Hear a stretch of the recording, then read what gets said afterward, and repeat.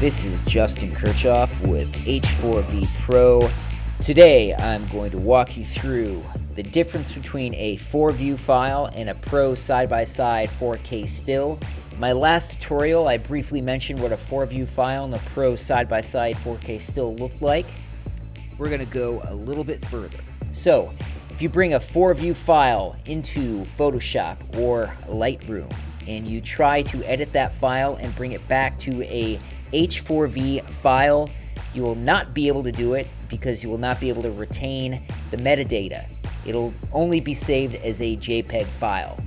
On the other hand, a Pro side-by-side 4K still, when brought into Photoshop or Lightroom and saved as a JPEG. With that nomenclature, _2x1, you will be able to retain the H4V metadata, bring it back in a red player, and it will retain all the 3D attributes as if you captured it right on the spot. You'll have more control of your image, and the Pro side-by-side 4K images are more flexible in post. This has been Justin Kirchhoff with H4V Pro. Please shoot me an email at h4vpro@gmail.com. Follow me on Holopics. My name is Justin Kirchhoff. Thank you once again. I'll see you next time.